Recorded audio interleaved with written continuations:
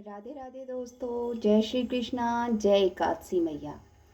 जैसा कि आप सभी जानते हैं, कार्तिक माह बहुत पावन होता है और कार्तिक माह की आज सबसे पहली एकादशी रमा एकादशी है।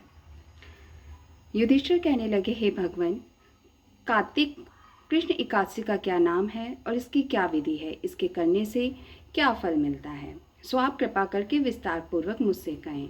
श्री कृष्ण बोले, कृष्ण पक्ष की एकादशी का नाम रमा एकादशी है।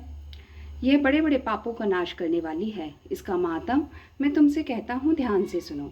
हे राजन, प्राचीन काल में मुचुकुंद नाम का एक राजा था। उसकी इंद्र के साथ मित्रता थी और साथ ही यम, कुबेर, वरुण तथा विभीषण के साथ भी मित्रता थी।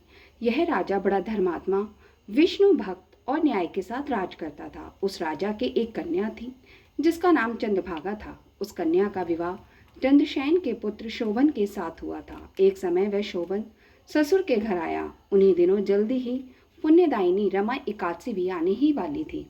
जब व्रत का महात्म दिन समीप आ गया तो चंद्रभागा को अत्यंत सोच उत्पन्न हुआ कि मेरे पति बहुत दुर्बल हैं और मेरे पति की आज्ञा पति बहुत ही कठोर है। दशमी को राजा ने ढोल बजवाकर सारे राज्य में यह घोषणा करवा दी कि एकादशी को भोजन नहीं करना चाहिए। ढोल की घोषणा सुनते ही शोभन को अत्यंत चिंता हुई और अपनी पत्नी से कहा, हे प्रिय, अब क्या करना चाहिए? मैं तो किसी प्रकार भी भूख सहन नहीं कर सकता। ऐसा उपाय बताओ जिससे मेरे प्राण बच सकें, अन्यथा मेरे प्राण अवश्य चले जाएंगे। चंद्रभागा कहने लगी, हे स्वामी, मेरे पिता के राज्य में एकादशी के दिन कोई भी भोजन नहीं करता। हाथी, घोड़ा, ऊंट, बिल्ली, गौ आदि भी तृण, अन्न, जल आदि ग्रहण नहीं कर सकते। फिर मनुष्य का तो कहना ही क्या। यदि आप भोजन करना चाहते हैं तो किसी दूसरे स्थान पर चले जाइए, क्योंकि यदि आप यहाँ रहना चाहते हैं तो आपको अवश्य ही यह व्रत करना पड़ेगा।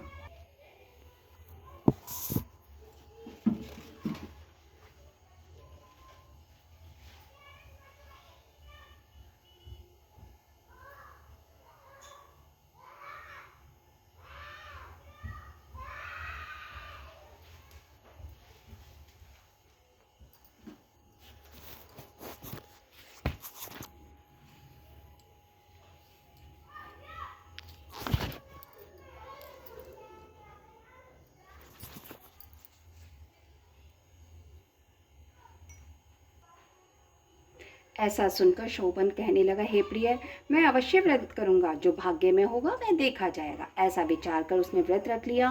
वह भूख प्यास से अत्यंत पीड़ित होने लगा। जब सूर्य नारायण अस्त हो गए और रात्रि का जागरण का समय हुआ,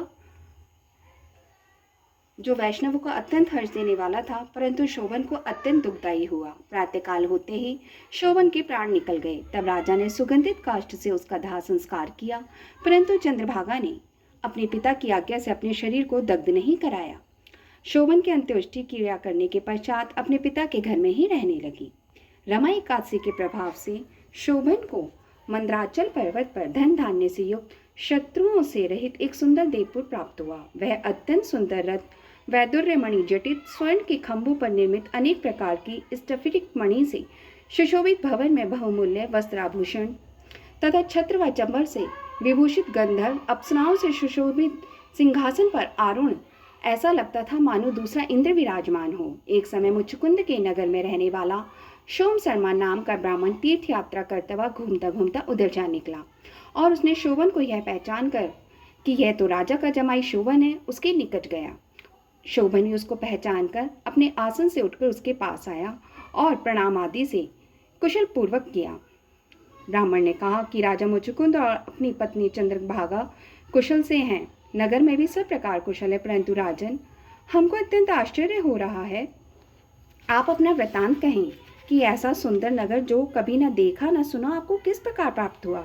तब शोभन बोला कि कार्तिक कृष्ण रमा एकादशी का व्रत करने से मुझे नगर प्राप्त हुआ है, परंतु यह अस्थिर है। यह स्थिर हो जाए ऐसा उपाय कीजिए। ब्राह्मण कहने लगा, हे राजन, यह स्थिर क्यों नहीं है? कैसे स्थिर होगा, यह आप हमें बताएं, फिर मैं अवश्य ही इसका उपाय करूंगा। मेरी इस बात को आप मिथ्या ना समझें। शोभन कहने लगा, मैंने इस व्रत को श्रद्धा रहित होकर किया, अतः यह सब कुछ अस्थिर है। यदि आप मुचुकुंद की कन्या चंद्रभागा को यह सब वृतांत कहें तो यह स्थिर हो सकता है। ऐसा सुनकर श्रेष्ठ ब्राह्मण ने अपने नगर में लौटकर चंद्रभागा से सभी वृत्तांत कहा। ब्राह्मण के वचन सुनकर चंद्रभागा बड़ी प्रसन्नता के साथ ब्राह्मणों से कहने लगी, हे ब्राह्मण, यह सब बातें आपने प्रत्यक्ष में देखी या स्वप्न कह रहे हैं?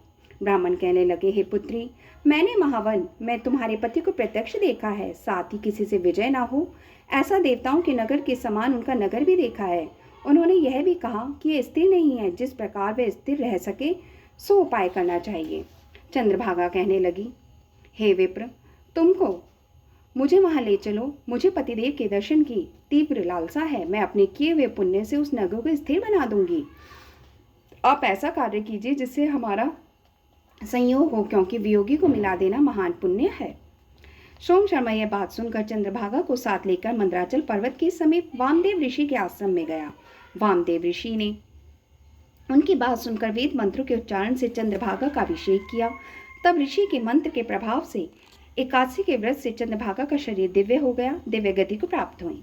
इसके बाद वह बड़ी प्रसन्नता के साथ अपने पति के समीप गई। अपनी प्रिय पत्नी को आते देखकर शोभन अत्यंत प्रसन्न हुआ और उसको बुलाकर अपनी बाईं तरफ बिठाया। चंद्रभागा कहने लगी, प्राणनाथ, आप मेरे पुण्य को ग्रहण करें। अपने पिता के घर में जब मैं 8 वर्ष की थी तभी से विधि पूर्वक एकादशी के व्रत को श्रद्धापूर्वक करती आ रही हूँ। इस व्रत के प्रताप से आपका यह नगर स्थिर हो जाएगा तथा समस्त कार्य पूर्ण होकर प्रलय के अंत तक रहेगा। इस प्रकार चंद्रभागा दिव्य रूप धारण कर दिव्य आभूषणों वस्त्रों से सुसज्जित होकर अपने पति के साथ रहने लगी। हे राजन, यह मैंने रमा एकादशी का महात्म कहा। जो मनुष्य इस व्रत को करते हैं उन्हें ब्रह्म इत्यादि समस्त पाप नष्ट हो जाते हैं। कृष्ण पक्ष शुक्ल पक्ष दोनों की एकादशी समान है, इनमें कोई भेदभाव नहीं है। जो दोनों को पढ़ते अथवा केवल सुनते हैं वे समस्त पापों से छूटकर विष्णु लोक को प्राप्त होते हैं। अब मैं आपको एकादशियों के नाम बताता हूँ। उत्पन्न एकादशी, मोक्ष एकादशी, शफल एकादशी, पुत्रद एकादशी, षटतिल एकादशी, जय एकादशी, विजय एकादशी, आमल की एकादशी, पापमोचनी एकादशी, कामदे एकादशी, वरुदिनी एकादशी, मोहिनी एकादशी, अप्रा एकादशी, निर्जला एकादशी, योगिनी एकादशी, पद्म एकादशी, परमा एकादशी, कामका एकादशी, पुत्रदय एकादशी, अजय एकादशी, वामन एकादशी, इंद्र एकादशी, पापाकुंज एकादशी, रमा एकादशी, देवोत्थान एकादशी, पद्मनी एकादशी। बोल एकादशी मैया की जय। राधे राधे।